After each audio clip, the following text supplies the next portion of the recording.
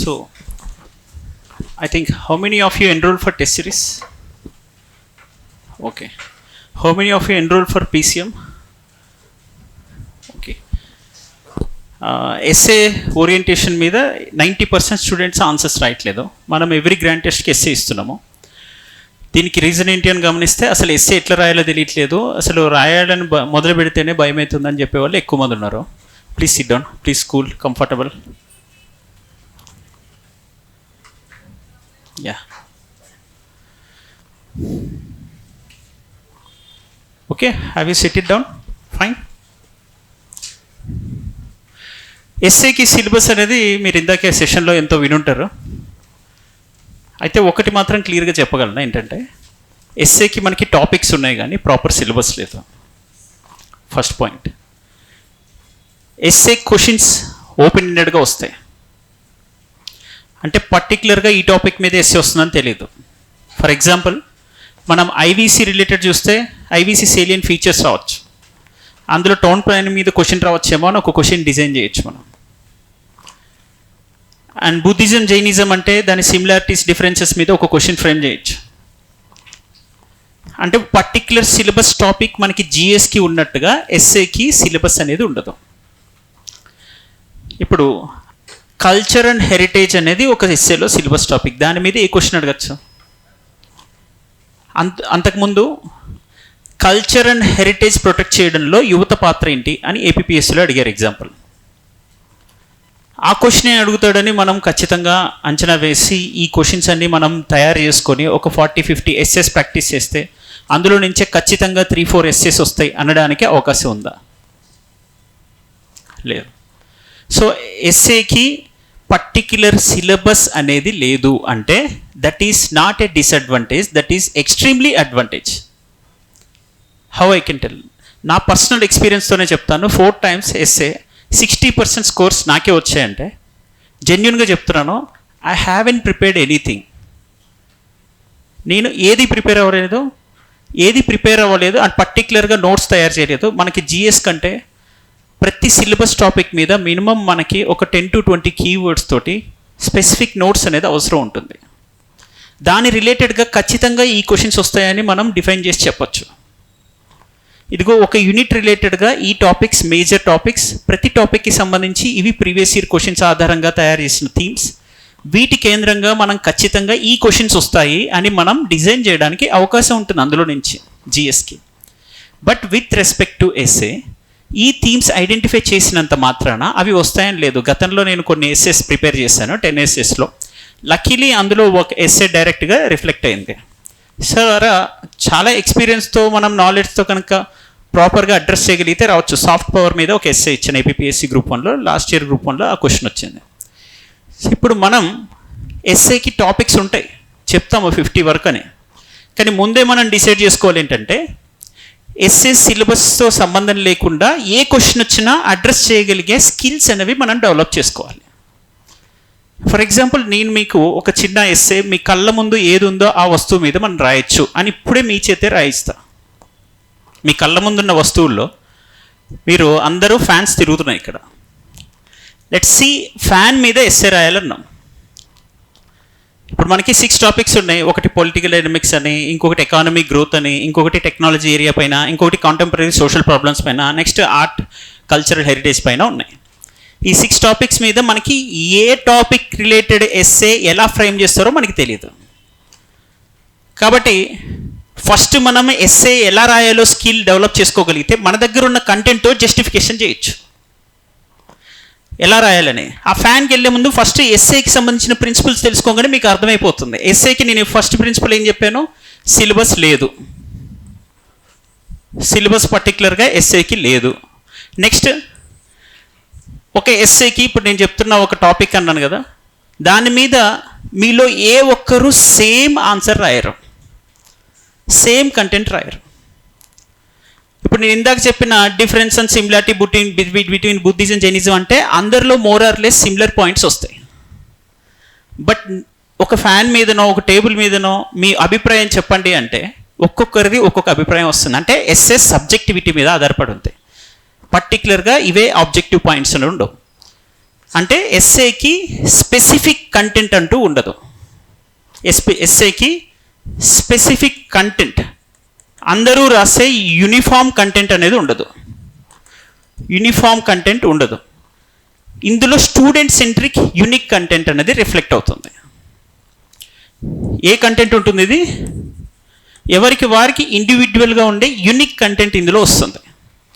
మీరు for example మీరు రాసిన పాయింట్ ఏదైనా ఒక ఎస్సే, యువత పాత్ర ఏంటి, దేశానికి సంబంధించినటువంటి సంస్కృతిని, వారసత్వ సంపదని పరిరక్షించడంలో యువత పాత్ర ఏంటి అని అడిగితే, మీరు రాసే అభిప్రాయం, మీరు తీసుకునే ఉదాహరణలు, ఇంకా వేరే పర్సన్ మీ క్లాస్ రూమ్లో కూర్చున్న ఒక 100 మందిలో ఏ ఒక్క వ్యక్తి కూడా మీరు తీసుకున్న ఉదాహరణలో నుంచి 90% తీసుకోరు.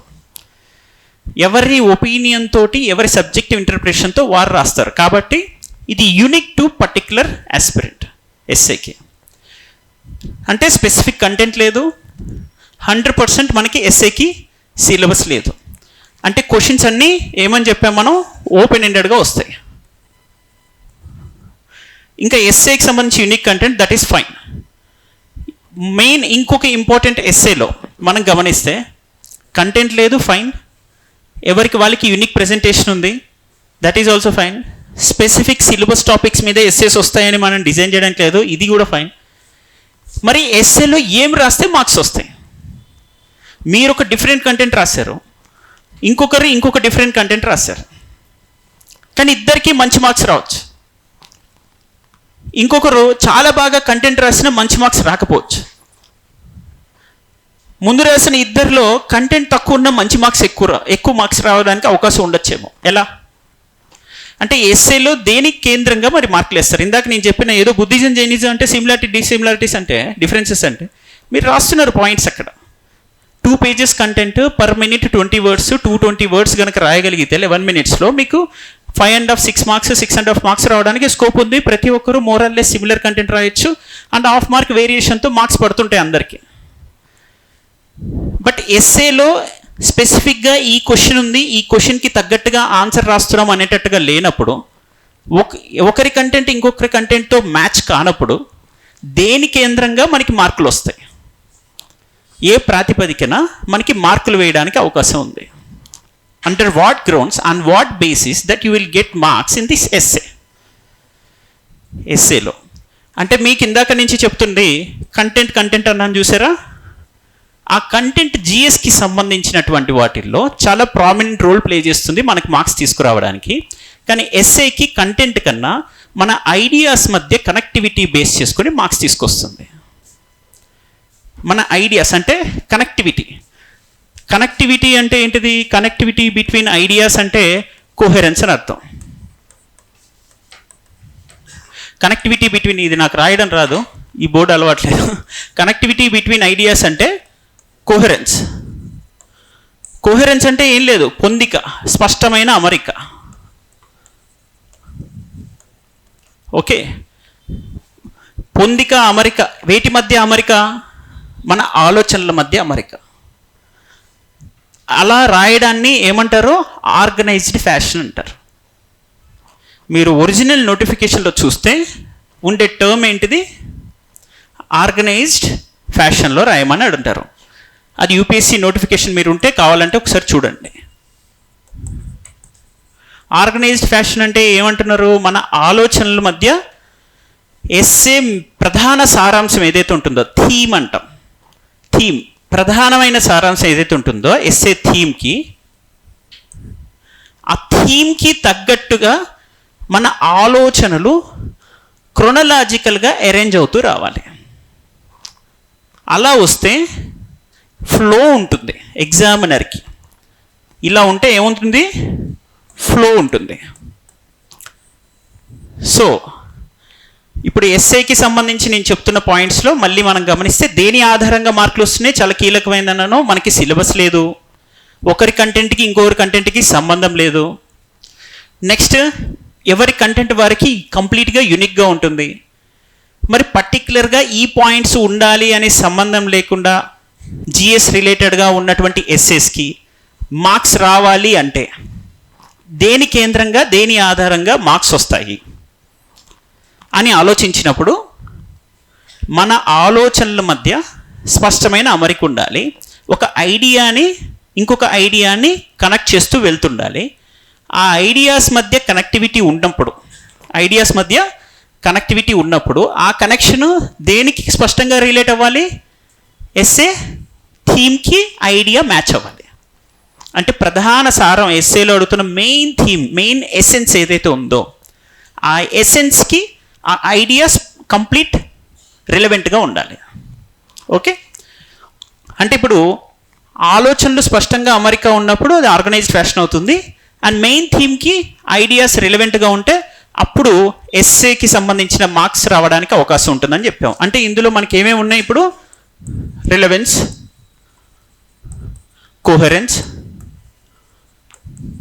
And completely thematic in nature. మొదటి నుంచి చివరి వరకు ఎస్సే సారంతో సంబంధం ఉండేలాగానే ప్రతి ఒక్క ఐడియా జనరేట్ అవుతూ వెళ్ళాలి చివరి వరకు, ఇంట్రో నుంచి కన్క్లూజన్ వరకు. దాన్ని థిమాటిక్ ఎక్స్ప్రెషన్ అంటాం. అర్థమైందా? సో ఇప్పుడు మనకి రిలవెంట్గా ఉంటే, రిలవెన్స్ అనేది ఏంటిది? దేనికైనా ఆత్మ. నేను చెప్పినప్పుడు నేను మీకు ఏదైతే అడుగుతానో ఆ సమాధానం చెబితేనే అది రిలవెంట్, లేకపోతే ఇర్రిలవెంట్. సో స్పష్టంగా రిలవెంట్గా ఉండాలి. రిలవెంట్గా ఉన్న ఐడియాస్ ఎంచుకోవాలి. దేనికి రిలవెంట్గా ఉన్నది?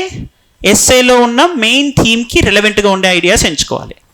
ఆ ఐడియాస్ మధ్య ఒక ఆర్డర్ ఉండాలి.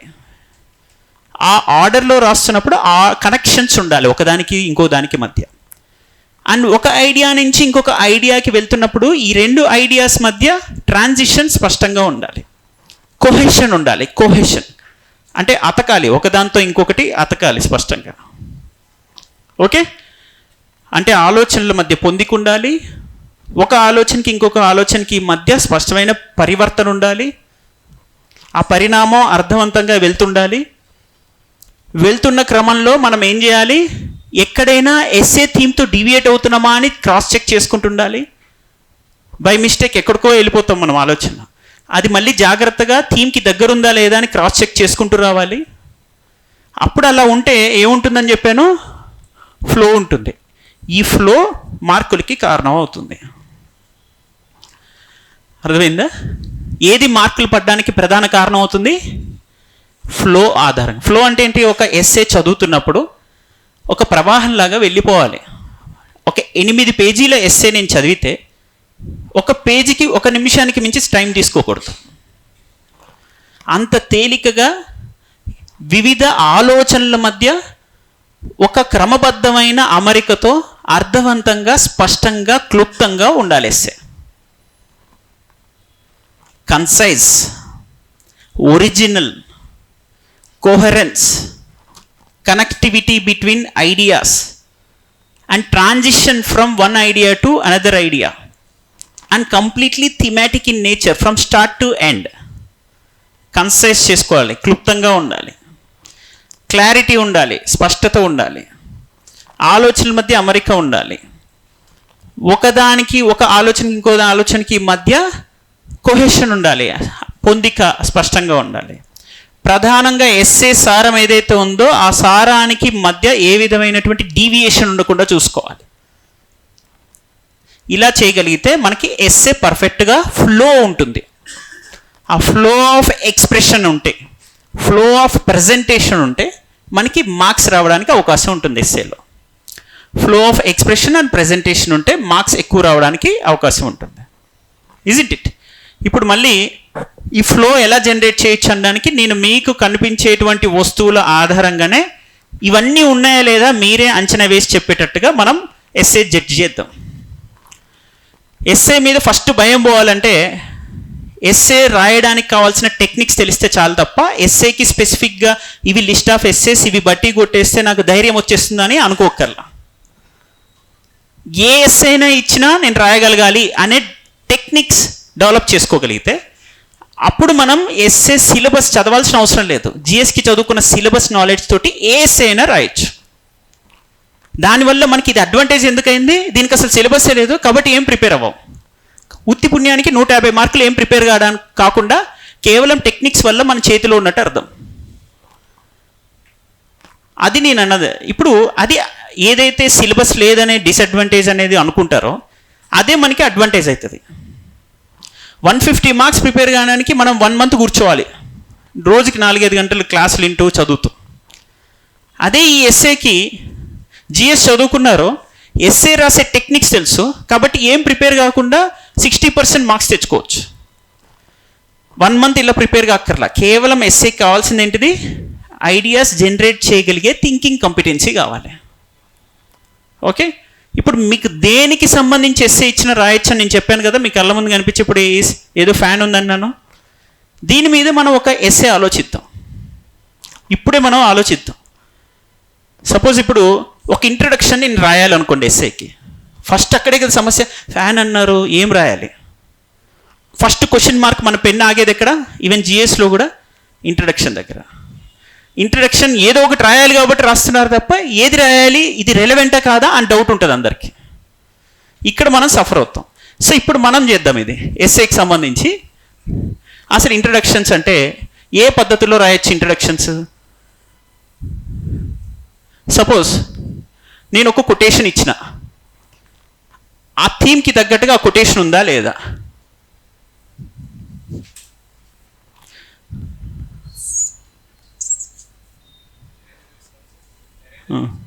ఏది ఎట్లా, ఓకే థ్యాంక్ యూ. సో ఇప్పుడు మనం ఒక కేస్ స్టడీ రాయొచ్చు ఇంట్రోలో, ఏదైనా ఒక అనెక్డోట్ రాయొచ్చు, అంటే ఓ పిట్ట కథలాగా ఏ పంచతంత్ర కథనో రాయొచ్చు, లేదా ఇతిహాసం పురాణాన్ని నుంచి రాయొచ్చు, right, anecdotes. And something like testimonials, అంటే ఇవి ప్రూవ్ అయ్యి ఉండొచ్చు. టెస్టిమోనియల్స్ ఏదైనా proven facts, incidents or events ఉండొచ్చు.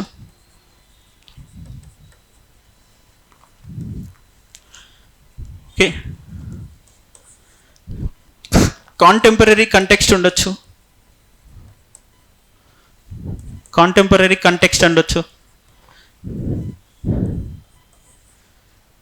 డాటా స్టాటిస్టిక్స్ రిపోర్ట్ ఉండొచ్చు,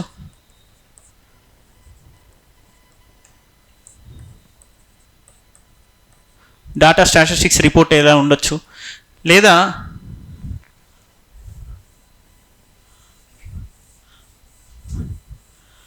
ఒక హిస్టారికల్ కంటెక్స్ట్ ఏదన్నా.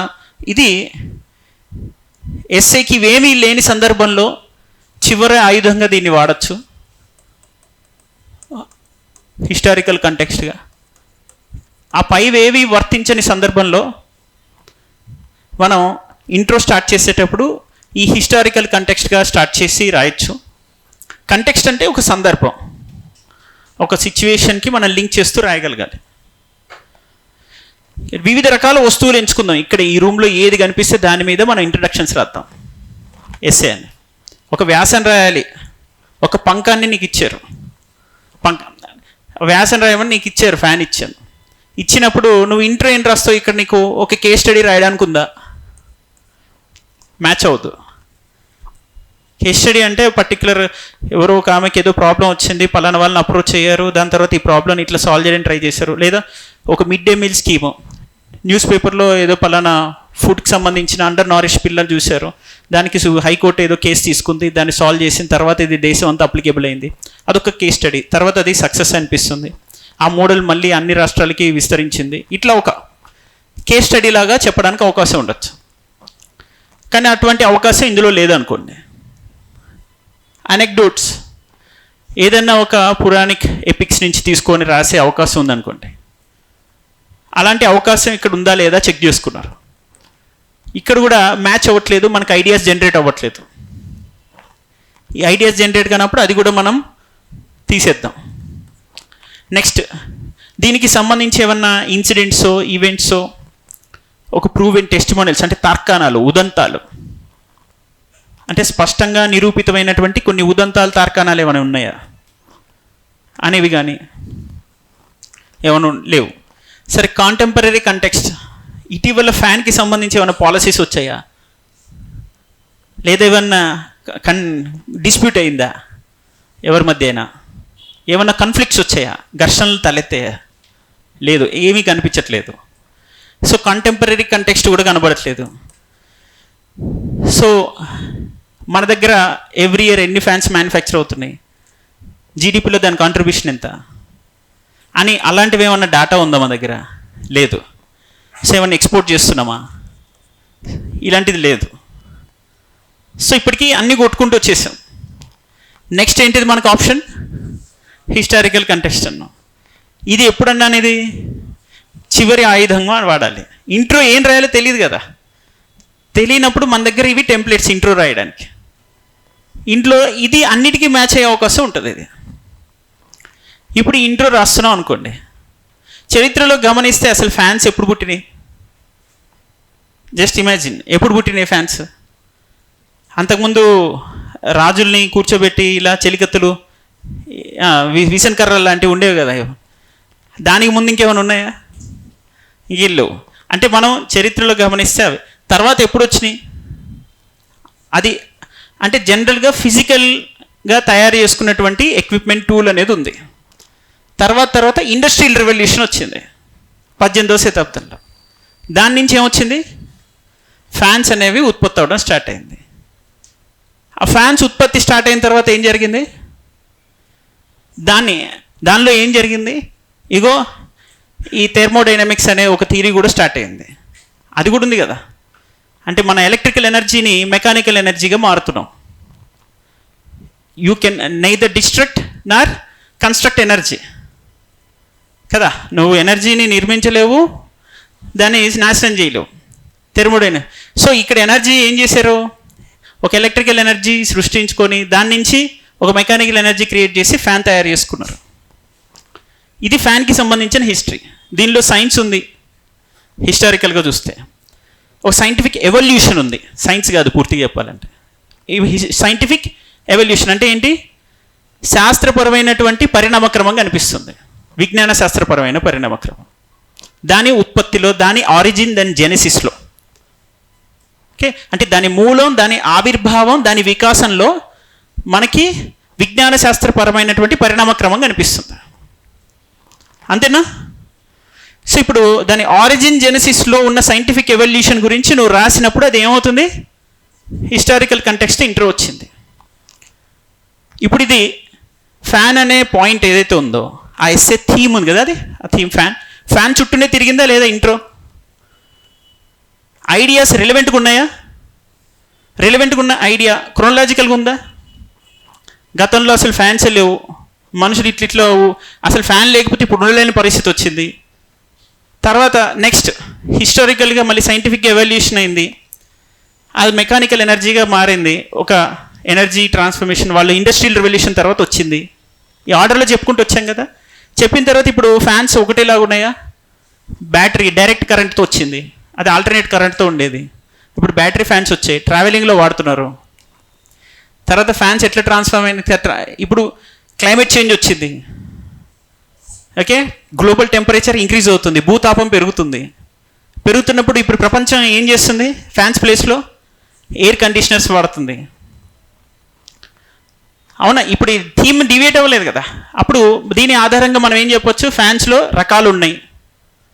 ఒకటి మనం చేత్తో ఊపుకునేవి, ఇంకొకటి ఆల్టర్నేట్ కరెంట్తో వచ్చేవి, ఇంకొకటి డైరెక్ట్ కరెంట్తో వచ్చేవి. ఆ తర్వాత అది కాస్త ఎయిర్ కండిషనర్గా ట్రాన్స్ఫార్మ్ చెందినవి. ఇలా ఫ్యాన్స్ వస్తున్నాయి, రైట్. వీటి యూసేజ్ ఎప్పుడెప్పుడు ఉంటుంది?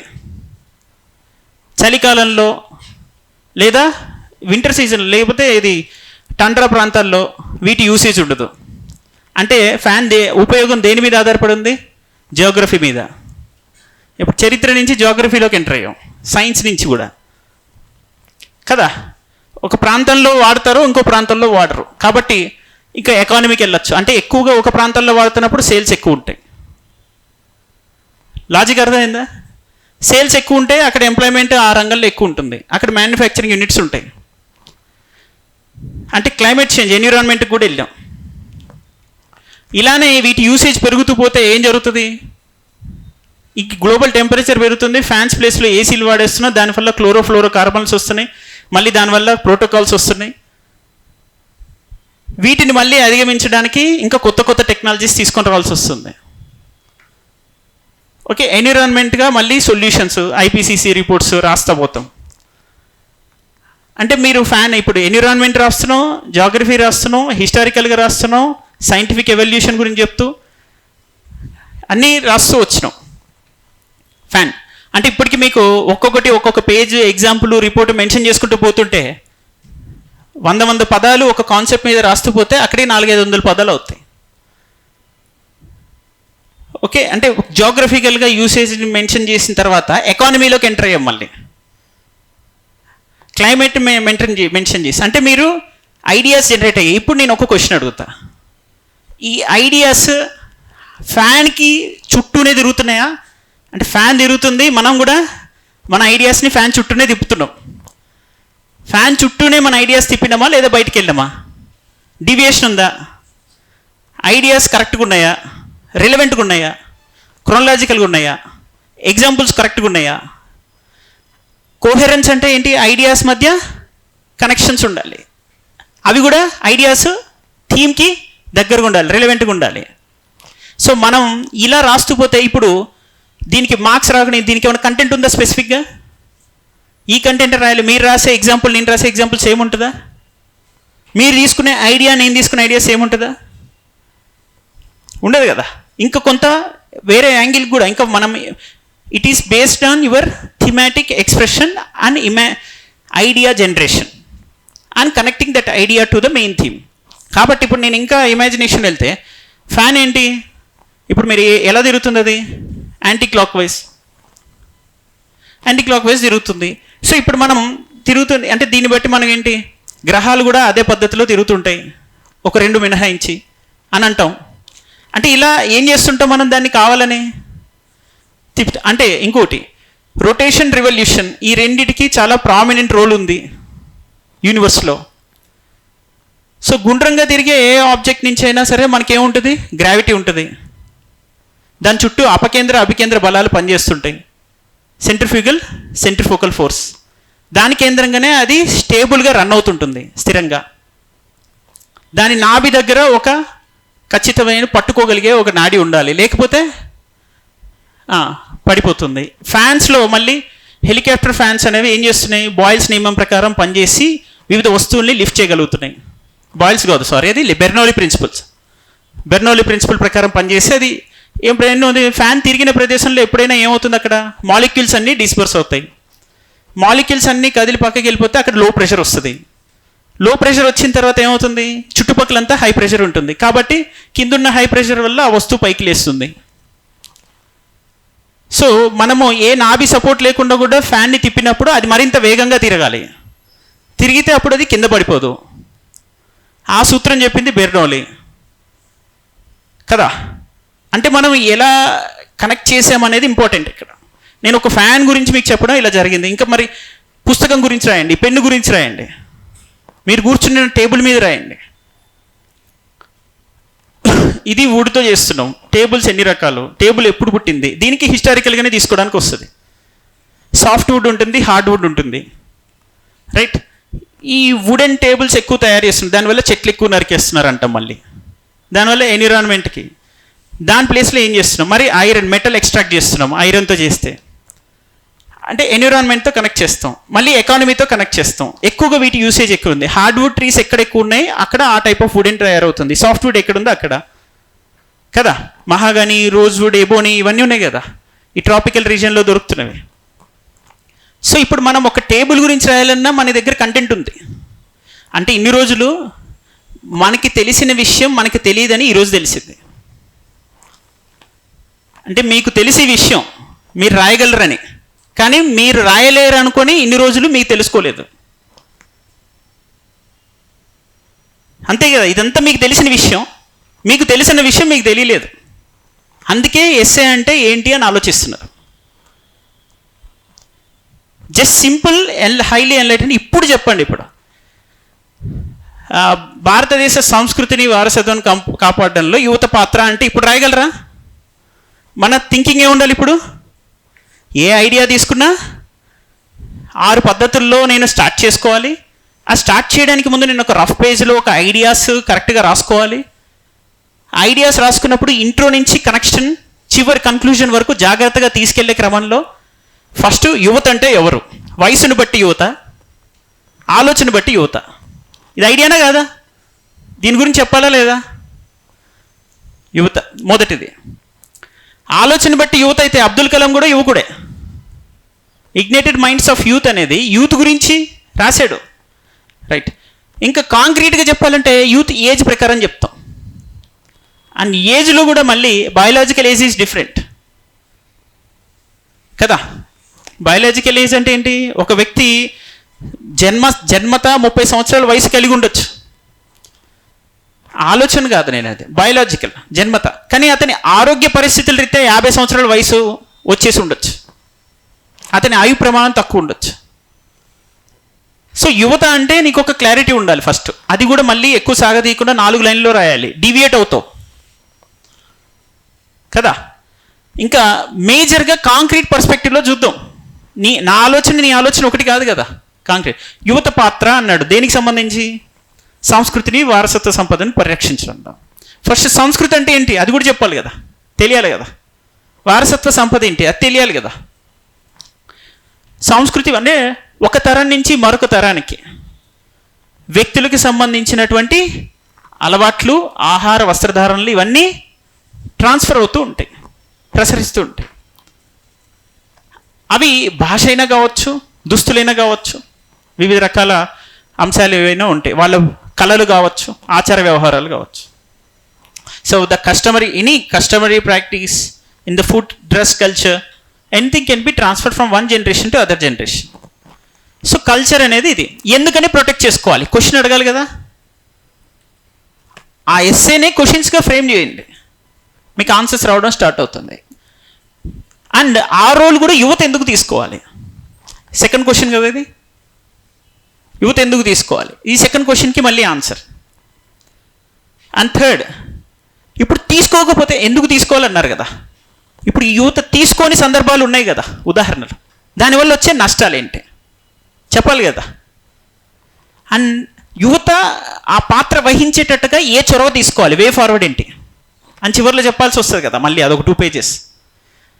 యువత ఆ పాత్ర వహించేలాగా మిగతా వారు చేయాల్సిన పని ఏంటి? ప్రభుత్వాలు కానీ, పౌర సమాజం కానీ, ఇతర మీడియా సంథింగ్ వీళ్ళందరూ కానీ ఇలా ఇది మనకి ఎస్సే స్ట్రక్చర్ అనేది మన చేతుల్లోనే, మన ఆలోచనలోనే, మన ఉదాహరణల్లోనే మన నుంచే వస్తుంది ఎస్సే. దీనికి కావాల్సింది మళ్ళీ నేనేం చెప్తున్నాను, ప్రతిరోజు మీరు న్యూస్ పేపర్ ఆర్టికల్ చూసినప్పుడు దాని మీద ఒక ఎస్సే పర్స్పెక్టివ్లో థింక్ చేయడం స్టార్ట్ చేస్తే చాలా, అంతే. That is what essay preparation is. అలా థింక్ చేసిన ప్రాక్టీస్ చేస్తూ థింకింగ్ కాంపిటెన్సీ పెంచుకుంటూ వచ్చి ఒక టెస్ట్ పెట్టినప్పుడు ఆ గ్రాండ్ టెస్ట్ రోజు ఒక ఎస్సే ఇస్తే ఆ ఎస్సేకి ఆన్సర్ రాయండి. రాసిన తర్వాత దాన్ని అనలైజ్ చేసుకోండి. గంటలో ఒక 10 నిమిషాలు నేను ఎస్సేకి బ్రెయిన్ స్టార్మ్ చేసుకొని మిగతా 50 నిమిషాలు దానికి ఎలా సమాధానం రాసుకుంటూ వచ్చానో, రాసేటప్పుడు ఎక్కడ డీవియేట్ అయ్యానో, నా ఎగ్జాంపుల్స్ సరిగ్గా మెయిన్ థీమ్కి దగ్గరగా ఉన్నాయా లేవా అని ఆలోచిస్తే అప్పుడు మీకు ఎస్సే ఆన్సర్ రైటింగ్ అనేది వస్తుంది.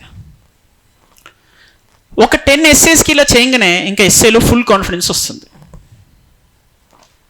అప్పుడు మీరు ఏ ఎస్సే ఇచ్చినా రాయగలుగుతారు. ఎందుకంటే ఎస్సే కంటెంట్తో సంబంధం లేదు, నా దగ్గర ఆల్రెడీ కంటెంట్ ఉంది. ఉన్న కంటెంట్ తోటే నేను జనరేట్ చేసే రిలవెంట్ ఐడియాస్ మధ్య కనెక్షన్స్ ఎస్టాబ్లిష్ చేస్తూ రాయగలిగే లాంగ్వేజ్ కాంపిటెన్సీ నేను అడాప్ట్ చేసుకున్నాను.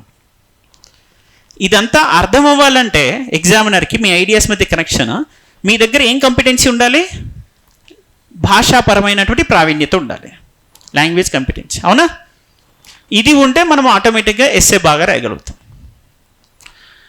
Right now essay is now an exciting topic. ఇప్పుడు మీరు గమనిస్తే మనం ఫ్యాన్ గురించి చెప్తుంటే అందరం ఎగ్జైటింగ్గా వింటున్నాం. అరే అంటే మనకి తెలిసిన ఏరియాలనే మనం ఇలా ఎస్సేగా మలచొచ్చా అనే ఎగ్జైట్మెంట్ వచ్చింది కదా. ఈ ఎగ్జైట్మెంట్ ప్రతి వంశంలో ఉంటుందన్నాం కదా. ప్రతి ప్రీవియస్ ఇయర్ క్వశ్చన్లో మీరు ఆలోచించడం మొదలు పెడితే మీకు ఎస్సే ఎంటర్టైనింగ్ ఉంటుంది, ఎగ్జైటింగ్గా మారుతుంది. ఎందుకంటే అది మీ ఇమాజినేషన్ మీద డిపెండ్ అయి ఉంది. మీరు కష్టపడి ఒత్తిడి తీసుకొని చదివి దాన్ని గుర్తుపెట్టుకొని రిప్రొడ్యూస్ చేసేది కాదు ఇది. ఇది ఏం చదవక్కర్లా, దానివల్ల ఒత్తిడి లేదు. ఏమి గుర్తుపెట్టుకోకర్లా, అసలే ఒత్తిడి లేదు. దీనికి ఏం కావాలి?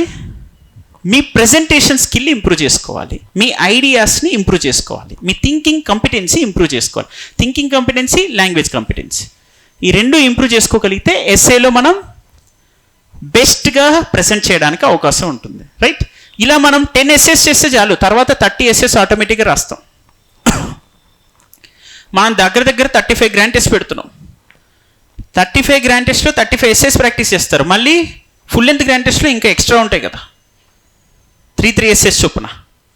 అంటే దాదాపు 40+ ఎస్ఎస్ ప్రాక్టీస్ చేస్తారు. లేదా ఈ ఎస్ఎస్ సెషన్స్లో దాదాపు 30-40 ఎస్ఎస్ డిస్కషన్ జరుగుతుంది. నేను సుమారు ఒక 10 ఎస్ఎస్ తీసుకోవచ్చు ఆర్టిఫిషియల్ ఇంటెలిజెన్స్ మీద, ఇలా ప్రీవియస్ ఇయర్ సివిక్ సెన్స్ అనేది ప్రీవియస్ ఇయర్ క్వశ్చన్స్ మీద, సాఫ్ట్ పవర్ మీద, కొన్ని హై ఇంపార్టెంట్ థీమ్స్ అని అనుకొని చేసిన ఎస్ఎస్ కొన్ని ఉన్నాయి. ఆ ఎస్ఎస్ని మీ చేత ప్రాక్టీస్ చేయిస్తే, మీ చేతే ఆన్సర్ ఇక్కడ చెప్పిస్తే, మీరు చెప్పిన పాయింట్నే నేను ఇక్కడ బోర్డు మీద రాసి దానం మనం డైమెన్షన్స్గా చేసుకొని ఎగ్జాంపుల్స్ రాస్తే అయిపోయింది. Isn't it? ఇప్పుడు నేను ప్రిపేర్ చేసిన క్వశ్చన్ ఆన్సర్ ఉంటుంది, అది నా పర్స్పెక్టివ్లో రెలవెంట్ కంటెంట్తో ఇస్తున్నా. మీ పర్స్పెక్టివ్లో మీరు అదే స్కిల్ డెవలప్ చేసుకొని రిప్రొడ్యూస్ చేయగలగాలి. ఓకే? ఇక్కడ కాన్సెప్చువల్ ట్రాన్స్ఫర్మేషన్ ఉండాలి, కంటెంట్ మాత్రమే కాదు. అంటే విషయ పరిజ్ఞానమే కాదు, కానీ మనకేం ఉండాలి? భావనాపరమైన అవలోకనం ఉండాలి. అంటే విషయంకి సంబంధించిన అనువర్తన ఉండాలి, అప్లికేషన్ ఉండాలి. అప్పుడు మనకి ఎస్ఏ ఎగ్జైటింగ్గా మారుతుంది. అరే నాలో ఇంత మేధా ఉన్నాడా అనే ఎంజాయ్మెంట్ వస్తుంది మీకు న్యాచురల్గా. This is what SA is a no open అంటే మీకు ఒక ఎంటర్టైనింగ్ ఎగ్జైటింగ్ సబ్జెక్ట్ తప్ప ఇది స్ట్రెస్ఫుల్ సబ్జెక్ట్ కాదు, అండ్ ఏం ప్రిపరేషన్ అవసరం లేదు అనేది ఇప్పుడు బ్రెయిన్లో ఫిక్స్ చేసేసుకోండి. కంప్లీట్ జీరో ఫియర్గా ఎస్ఏకి సంబంధించి 150 మార్క్స్ ఉత్తి పుణ్యానికి అట్లా పాకెట్లో పెట్టుకొని పోవచ్చు. This is what SA. Even ఇంకా ఫిలాసఫికల్ ఎస్ఏస్ ఇస్తుంటారు యూపీఎస్సీలో, అది ఇంకా ఎక్కువ అడ్వాంటేజ్ యాక్చువల్లీ. ఫిలాసఫికల్ ఎస్ఏ అనేసరికి అన్నెసరీ ఫియర్కి లోన్ అవుతున్నారు. ఇంకా అడ్వాంటేజ్ ఎందుకని? ఫిలాసఫికల్ ఎస్ఏకి కాస్తో కూస్తో ఆ స్టాటిస్టిక్స్ రిపోర్ట్ డేటా కూడా మెన్షన్ చేయక్కర్లా. మీరు గమనిస్తే life is a long journey between human being and being human అన్నాడు. ఎంత బాగుంది అది. జీవితం మనిషి నుంచి మనీషి వరకు చేసే ఓ సుదీర్ఘ ప్రయాణం అన్నాడు ఎస్ఏ. ఎట్లా రాయొచ్చు? ఎంత హ్యాపీగా రాయొచ్చు దాన్ని. మన ఇమాజినేషన్కి ఎంత పదును పెట్టచ్చు కదా. ఇప్పుడు మదర్ తెరీసానో మహాత్మా గాంధీ ఉంటే వాళ్ళు మనిషి నుంచి మనీషిగా సుదీర్ఘ ప్రయాణం చేశారు. అందరు అట్లే చేశారా? అందరు అట్లనే మనీషులు అయిపోయారా? ఉసామా బిన్ లాడెన్ అవ్వలేదుగా. ఓకే, మంచోడు ఉన్నాడు, పేరెంట్స్ చెప్పింది తినేటోడు, తర్వాత ఏం చేశాడు? ఉగ్రవాదిగా మారాడు, ప్రపంచాన్ని చాలామందిని మారణ హోమాన్ని పాల్పడ్డాడు. ఓకే, అంటే మీరు దానికి ఉల్టా కాంట్రాస్ట్ ఉంది కదా. నేను ఈ ఎస్ఏ రాసినప్పుడు నేను ఒక ఇంట్రో ఏం రాశానో మీకు చెప్తా. ఈ ఎస్ఏ రాసినప్పుడు ఇంట్రో ఏం రాసా? లాల్ మాంగ్స్ అన్న ఒక చిన్న బాబు ఉన్నాడు, 10 years 11 years ఏజ్లో ఉన్న వ్యక్తి. కోవిడ్ టైంలో పిఎం కేర్స్ ఫండ్కి తను కిట్టి బ్యాంక్ దాచుకున్న పైసలు ఉన్నాయి కదా, అవి 333 రూపీస్ పిఎం కేర్స్ ఫండ్కి డొనేట్ చేశాడు. తన పర్సనల్ అమౌంట్ సాక్రిఫైస్ చేసుకుంటున్నాడు, తన పర్సనల్ ఎంజాయ్మెంట్ మర్చిపోయాడు, దేశానికి ఏదో చేద్దామని ఆలోచిస్తున్నాడు. ఏజ్లో 10 ఏళ్ల వయసులో. Did he do long journey? జీవితంలో సుదీర్ఘ ప్రయాణం తర్వాత మనీషి అయ్యాడా? అంటే మనీషి అనేది ఏజ్కి సంబంధించిందా, వ్యక్తిత్వానికి సంబంధించిందా? సంబంధించింది. ఇలా రాశాను ఇంట్రడక్షన్. అడేయకుండా ఉంటాడా మార్కులు? వాహ్వా అనుకుంటాడు కదా న్యాచురల్గా. అరే మనం ఫస్ట్ వానికి డిఫరెంట్ పర్స్పెక్టివ్లో కౌంటర్గా చేస్తూ, అంటే నేను ఫస్టే నువ్వు ఇచ్చిన స్టేట్మెంట్ ఏజ్ని బట్టి కాకుండా క్యారెక్టర్స్ని బట్టి, క్యారెక్టరిస్టిక్స్ని బట్టి, క్వాలిటీస్ని బట్టి, పర్సనాలిటీ ట్రేట్స్ని బట్టి అర్థం చేసుకొని చెప్తున్నా అన్న. సో ఏజ్ పెరిగినంత మాత్రాన కులాలు మతాలు వదులుకుంటున్నారా? లేదు కదా, ఇంకా గట్టిగా పట్టుకుంటున్నారు కదా, పిల్లల మీద కూడా రుద్దుతారు కదా ఏజ్ పెరిగితే.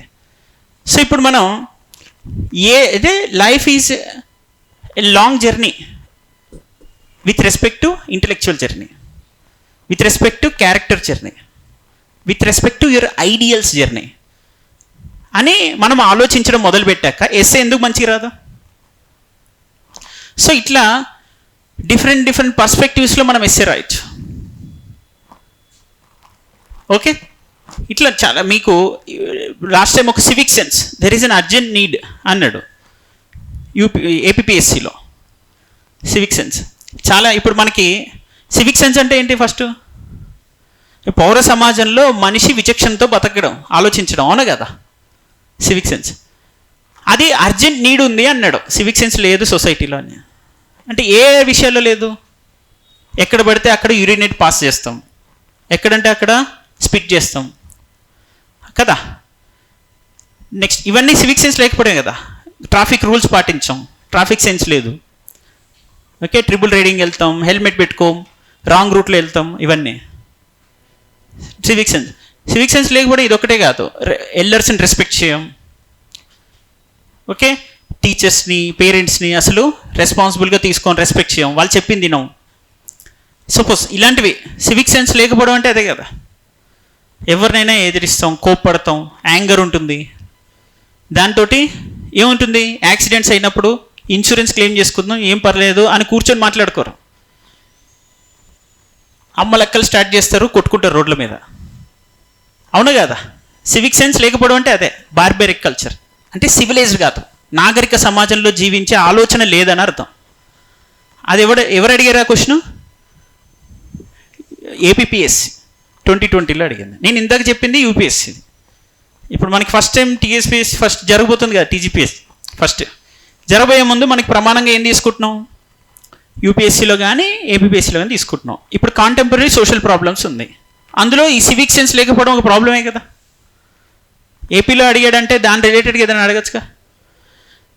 ఇప్పుడు డ్రగ్స్ అనేది ఒక ప్రాబ్లం. ఓకే, అండ్ ఈ డిజిటల్ ఎరాలో ఉన్నటువంటి ఈ సైబర్ బులియింగ్ అనేది ఒక ప్రాబ్లం. ఓకే, ఆనర్ కిల్లింగ్ ఒక ప్రాబ్లం. దేని మీదైనా అడగచ్చు, మనం ఏది అడిగినా రాయగలగాలి, అదే కదా. సో దీన్ని బేస్ చేసుకొని అంటే ప్రస్తుత సమాజంలో ఉన్న సమస్యలన్నీ రాద్దాం. క్యాస్టిజమా, కమ్యూనలిజమా, ఇష్యూస్ రిలేటెడ్ టు సెక్యులరిజమా. ఓకే, ఈ కాన్సెప్ట్స్ దేని మీద ఇచ్చినా ఎస్సే రాయగలగాలి. ఇప్పుడు ఎలా వస్తుంది మనకి ఎస్సే? స్పెసిఫిక్ కంటెంట్ ఉండాలి అనే ఆలోచన ఉందా? గుర్తుపెట్టుకోవాలని భయం ఉందా? అవసరం లేదు. మన ఐడియాస్ కరెక్ట్గా ఉంటే ఎస్సే చుట్టూనే మన ఐడియాస్ తిరుగుతున్నప్పుడు వచ్చిన ఐడియాని వచ్చినట్టు వెంటనే ఫస్ట్ 10 నిమిషాల్లో రాసుకుంటూ పోవాలి, గుర్తుపెట్టేసుకోవాలి. తర్వాత మళ్ళీ మన ఎస్సే స్టార్ట్ చేశాక అందులో ఒక పాయింట్ ఎగిరిపోతుంది, మధ్యలోకి వెళ్ళంగానే డీవియేట్గా అయిపోయే అవకాశం ఉంటుంది. అవ్వకుండా మనం ప్రతి 10 నిమిషాలకు ఒక 10-15 సెకండ్స్ పాజ్ చేసి చెక్ చేసుకొని మళ్ళీ పర్ఫెక్ట్ కంటిన్యూటీ ఉందా అనేది చూసుకోవాలి. ఆ కంటిన్యూటీ ఉంటే ఆ ఫ్లో ఉంటుంది. ఎగ్జాంపుల్స్ రిలవెంట్గా ఉన్నాయా జాగ్రత్తగా చూసుకుంటూ వెళ్ళాలి. This is what essay is. Okay, ఇప్పుడు నాకు తెలిసి మీలో నెక్స్ట్ ప్రీవియస్ ఎస్సెస్ చూడాలనే ఎగ్జైట్మెంట్ వచ్చి ఉండాలి ఇప్పటికి. ఆ ఎస్సెస్ చూసి ఆలోచించాలి అనే ఫీలింగ్ మీలో జనరేట్ అయి ఉండాలి. ఆలోచించి ఏ ఆలోచనలు వస్తున్నాయో ఆ ఆలోచనలు ఒక 10 నిమిషాలు పెన్నుతో పేపర్ మీద పెట్టి చెక్ చేసుకుంటూ వెళ్ళాలి. చేసిన తర్వాత అప్పుడు దోస్తులతో డిస్కస్ చేయాలి. నాకు ఈ ఎస్సేకి ఇట్లా వచ్చింది థింకింగ్ అనేది, ఇట్లా రాద్దాం అనుకున్నా అనేది. అది డిస్కస్ చేసిన తర్వాత మనకి గ్రాండ్ టెస్ట్ పెట్టినప్పుడు ఒక ఎస్సే రాయాలి. రాసిన ఎస్సేకి సంబంధించిన ఎవాల్యుయేషన్ వచ్చినప్పుడు అవి చూసుకోవాలి. మనకి ఎలాగో సెల్ఫ్ ఎవాల్యుయేషన్ ఉంటుంది, పీర్ ఎవాల్యుయేషన్ ఉంటుంది. పీర్ గ్రూప్తో డిస్కస్ చేసుకున్నప్పుడు ఒక ఎవాల్యుయేషన్ అవుతుంటుంది, న్యూ థాట్స్ జనరేట్ అవుతుంటాయి. అండ్ మెంటర్ ఫీడ్బ్యాక్ ఎవాల్యుయేషన్లో కూడా ఇంకొంత అక్యురసీ పెరుగుతుంది. Right, this is what essay is. So 150కి టార్గెట్ ఇక్కడ, మనకి 60% అంటే 90+ స్కోర్స్. కేపీఐఎస్ నుంచి ఏ స్టూడెంట్ బయటకు వెళ్ళినా కూడా ఎస్సే రాస్తే 60%+ స్కోర్ తెచ్చుకోవాలి. తెచ్చుకునేటట్టుగా శిక్షణ పొందాలంటే ఇప్పుడే మీరు పీవైక్యూస్ని మేధోమథనం చేయడం స్టార్ట్ చేయండి. దాని గురించి చర్చించడం స్టార్ట్ చేయండి. మీరు బ్రెయిన్ స్టార్మ్ చేసిన దాన్ని పెన్తో పేపర్ మీద పెట్టడం స్టార్ట్ చేయండి. రోజు ఒక 10 నిమిషాలే కేటాయించండి. మీరు చదువుతున్న టాపిక్స్ మీదనే ఎస్సేలాగా ఫీల్ అయ్యి ఒక 10 నిమిషాలు థింక్ చేయడం స్టార్ట్ చేయండి. తర్వాత టెస్టులు పెట్టినప్పుడు రాయండి. అప్పుడు ఫీడ్బ్యాక్ తీసుకుంటుండండి. రైట్, ఈ ప్రాసెస్ అంతా ప్రాపర్గా చేస్తే 30 ఎస్ఎస్ రాస్తే మిమ్మల్ని కొట్టేటోడు ఉండడు. 90 మార్క్స్ ఈజీగా వస్తాయి. 100 వచ్చినా ఆశ్చర్యపోకర్లా. బెస్ట్ స్కోర్స్ అంటే 80+. 90 వచ్చినాయంటే ఇక top scores. Right, all the best. Any doubt? Fine, right. అందుకే కదా ఎస్ఏ టాపిక్తో సంబంధం లేకుండా మీ థింకింగ్ కాంపిటెన్సీ మీద, మీ లాంగ్వేజ్ కాంపిటెన్సీ మీద డిపెండే రాయాలనేది. అదే మీకు ఇప్పుడు క్రిమినల్ లాస్ మీద అడిగాడు అనుకోండి, దాని మీద ఆల్రెడీ మీరు ఇప్పుడు కంటెంపరీ ఇష్యూస్ నోట్స్ రాసుకుని ఉంటారు కదా, అప్పుడు మీరు రోజు న్యూస్ పేపర్ చదువుతుంటారు కదా, అది మంచిదే. అలా ఇచ్చినప్పుడు డైరెక్ట్గా మీరు రాస్తారు. అలా కాకుండా కొన్ని, బట్ అది ఇచ్చినంత మాత్రం డైరెక్ట్గా క్రిమినల్ లాస్ అని మాత్రమే పెట్టాడు కదా, క్రిమినల్ లాస్. సో దాన్ని దేంతో లింక్ చేస్తాడు? డీకోలనైజేషన్తో లింక్ చేసే అవకాశం ఉంటుంది. పైగా ఆర్ట్ అండ్ కల్చర్, ఈ క్రిమినల్ లాస్ అంటే కాంటెంపరీ పొలిటికల్ డైనమిక్స్ రిలేటెడ్గా అడిగే అవకాశం ఉంటుంది. ఎస్ఏలో ఫ్లో చార్ట్స్ యూజ్ చేయొచ్చు. అండ్ పాయింట్ వైజ్ రాయాలా అనే డౌట్ ఉంటుంది. పాయింట్ వైజ్ అనేది అన్ని సందర్భాల్లో రాయడానికి రాదు. మీరు తీసుకున్న ఎస్ఏల్లో సందర్భాన్ని బట్టి, మీరు డైమెన్షన్ బట్టి రాస్తారు. ఇప్పుడు మీరు ఎస్డీజీ గురించి మెన్షన్ చేయాలనుకోండి, అప్పుడు ఎస్డీజీస్ లిస్ట్ ఇవ్వాల్సి వచ్చినప్పుడు రాస్తారేమో కొంత, అది ఫ్లో చార్ట్ రూపంలో కానీ పాయింట్ వైజ్ కానీ. ఆ సందర్భం చాలా తక్కువ సార్లు వస్తుంటుంది.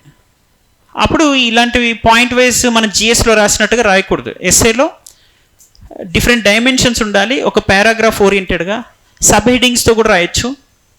దానికి సంబంధించిన కొంత ఎక్స్ప్లెనేషన్, లెందీ నెరేషన్ ఎక్స్ప్లెనేషన్ ఉండాలి. ఇప్పుడు నేను చెప్పినప్పుడు లెందీ నెరేషన్ ఎక్స్ప్లెనేషన్ ఉంది తప్ప డైరెక్ట్గా దానికి సంబంధించిన 1 point, 2nd point, 3rd point అని మన జిఎస్లో ఇచ్చిన ఆన్సర్ లాగా ఉండదు. ఓకే, మనకి కాంటెంపరీ ఇష్యూస్ వస్తే అది సబ్జెక్ట్ రిలేటెడ్ అయితే రాస్తారు. ఇంకొకటి ఆ సబ్జెక్ట్ మీద అవగాహన ఉంటే రాయొచ్చు, లేదంటే మనకి ఇంటర్నల్ చాయిస్ ఉంటుంది. జెనరిక్గా అడిగిన ఎస్సేస్ బాగా రాయొచ్చు, ఎందుకంటే అవి తక్కువ మంది రాయొచ్చు, లేదా కంటెంట్తో సంబంధం లేకుండా ఎస్సేస్ ఉండొచ్చు. జెనరిక్గా అడిగిన ఎస్సేస్, స్పెసిఫిక్గా అడిగిన ఎస్సేస్ ఉన్నాయనుకోండి, ఇప్పుడు నేను చెప్పినట్టు క్రిమినల్ లాస్ మీద కానీ, లేదా రైట్ టు ఇన్ఫర్మేషన్ యాక్ట్ అని, సిటిజన్ చార్టర్ రిలేటెడ్ కానీ ఎస్సేస్ వచ్చినప్పుడు స్పెసిఫిక్గా అడిగితే వాటి మీద మనకి ఎంత కంటెంట్ ఉంటుందో దాన్ని బేస్ చేసుకుని మార్కులు, మళ్ళీ కనెక్షన్ ఉండాలి, ఐడియాస్ ఉండాలి, ఫ్లో ఉండాలి. At the same time specific content requirement ఉంటుంది అక్కడ. సో ఆ స్పెసిఫిక్ కంటెంట్ రిక్వైర్మెంట్ ఉన్నది మీరు రాయగలరు అనే ఎప్పుడు వస్తుంది కాన్ఫిడెన్స్ మీకు, దాని మీద కంప్లీట్ కమాండ్ ఉన్నప్పుడు. కంప్లీట్ కమాండ్ లేనప్పుడు రాయకూడదు.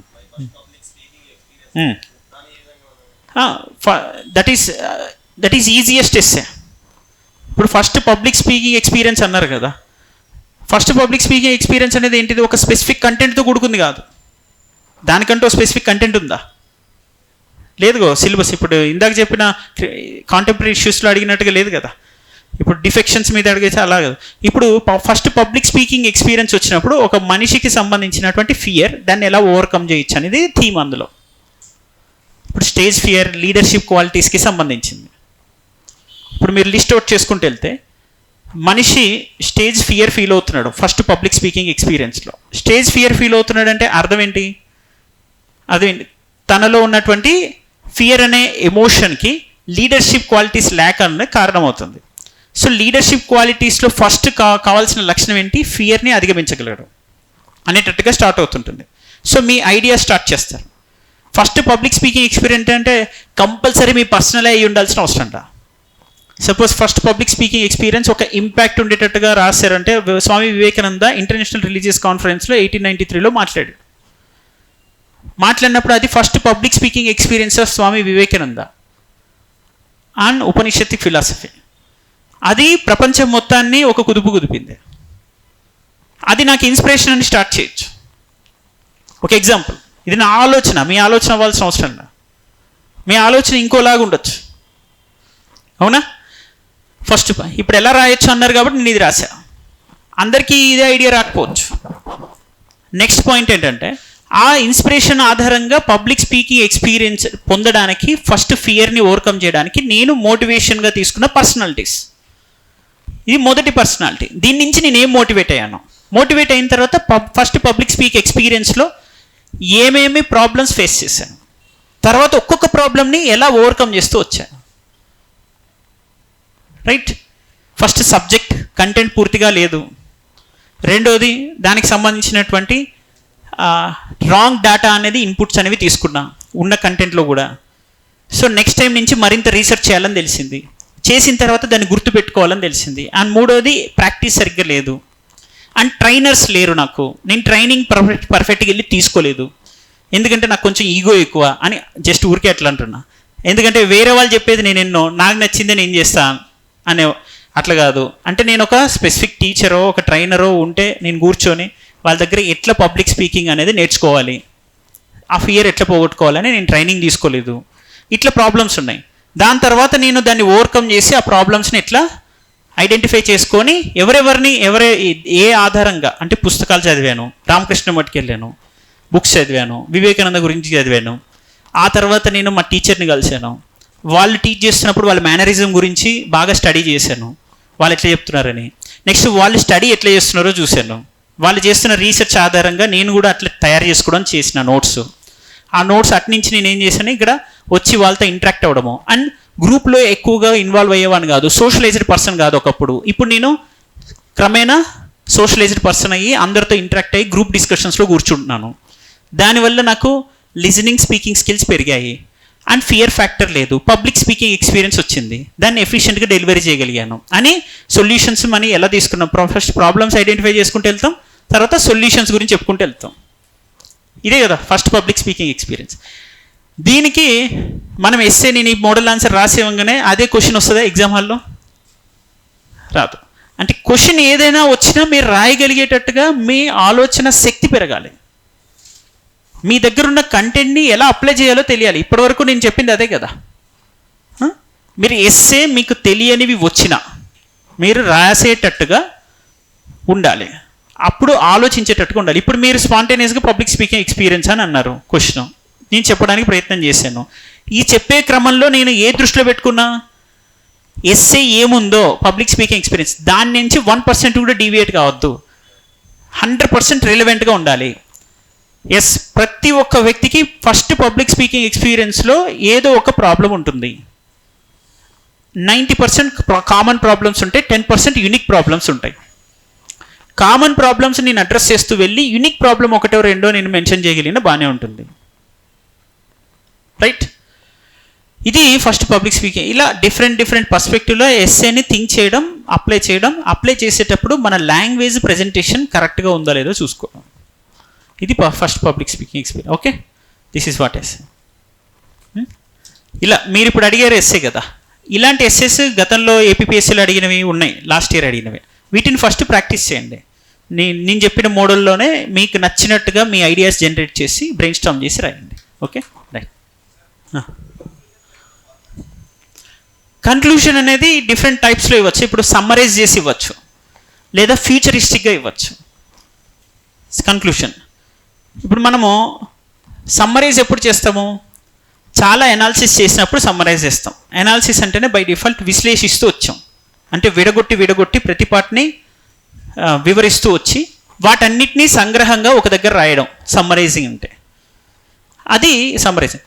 లేదు, ఎనాలిసిస్ పర్స్పెక్టివ్లో కాకుండా మనం ఎక్కువగా ఇన్సిడెంట్స్ రిపోర్ట్స్ మెన్షన్ చేసి ఒక ఇన్సిడెంట్ గురించి రాసి ఆ ఇన్సిడెంట్ వల్ల వచ్చిన ఎఫెక్ట్ ఏంటి, కాన్సిక్వెన్స్ ఏంటి, పరిణామం ఏంటి అనేది చెప్తూ వచ్చాం అనుకోండి, ఆటోమేటిక్గా కన్క్లూషన్లో ఏమవుతుంది, భవిష్యత్తులో దీనికి దారితీసింది, ఇది మరింత ముందుకెళ్ళడానికి అవకాశం, సంథింగ్ ఎల్స్ అలా మెన్షన్ చేయాల్సి వస్తుంది.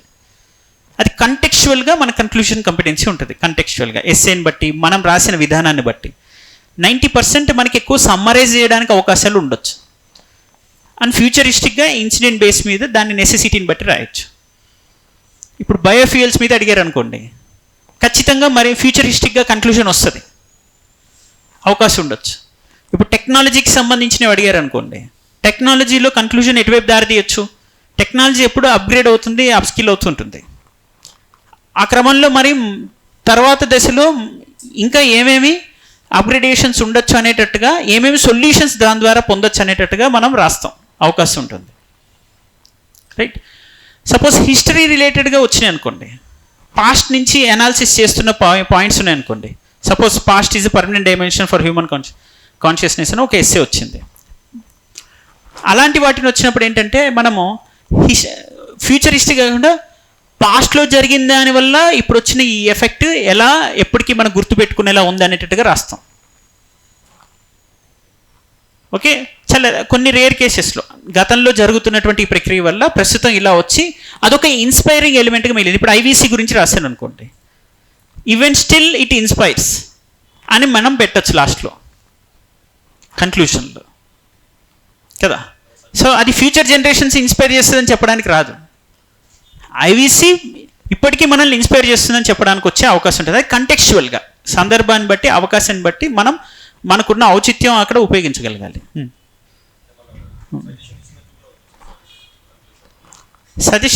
సజెషన్ ఇచ్చినట్టుగా కన్క్లూజన్ అంటే అది కన్క్లూజన్ అంటే మనకి సిచ్యువేషన్ బట్టి ఉండాలి. వే ఫార్వర్డ్లో సజెషన్స్ ఇస్తారు ఎప్పుడైనా. కన్క్లూజన్ అనేది అది సంగ్రహిస్తేనే బాగుంటుంది. ఎప్పుడే మీరు సజెషన్ ఇచ్చి ఇడిచిపెడితే అది ఇంకొంచెం హాఫ్గా అనిపిస్తుంది, కంప్లీట్నెస్ రాదు. కన్క్లూజన్ వచ్చిందంటేనే అర్థం ఏంటి, కంప్లీట్ అయిందని. అంటే అది సమగ్రత ఉన్నట్టు, సంపూర్ణత్వం ఉన్నట్టు అర్థం కన్క్లూజన్ స్థాయికి వచ్చారంటే కదా. అంటే దానిలో కంప్లీట్గా ఎస్సేని అడ్రస్ చేశాము అనే ఒక ఇంప్రెషన్తో ఎండ్ అవ్వాలి. ఎస్సే కానీ లేదా క్వశ్చన్కి ఆన్సర్ కానీ కంప్లీట్గా అడ్రస్ చేసాము.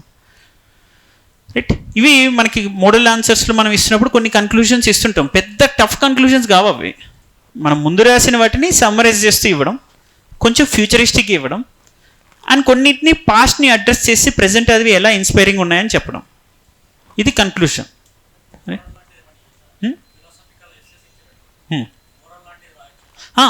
ఫిలాసఫికల్ ఎస్సే ఇస్తేనే దాని అర్థం మనలోని మొరాలిటీని చెక్ చేయడం, ఎథికల్ కాంపిటెన్సీని చెక్ చేయడం ఫిలాసఫికల్. ఇప్పుడు నాకు ఇందాక మనిషి అనేది వయసుని బట్టి కాదని మనం ఆలోచించిన విధానం అనేది మన సోషల్ పర్స్పెక్టివ్ ఏంటి, సమాజాన్ని మనము ఈ ఎథికల్ పర్స్పెక్టివ్లో చూస్తున్నప్పుడు మన ఆలోచన ఏంటి అనేది మన ఆవిష్కరణ జరుగుతుంది. అక్కడ మన వ్యక్తిత్వ ఆవిష్కరణ జరుగుతుంది. ఫిలాసఫికల్గా ఇచ్చే అవకాశం చాలా తక్కువ ఉండొచ్చు. రైట్. ఈ స్టేట్ సర్వీస్ కమిషన్లో ఫిలాసఫికల్గా ఇచ్చే అవకాశం తక్కువ ఉండొచ్చు. Still you should be prepared for it.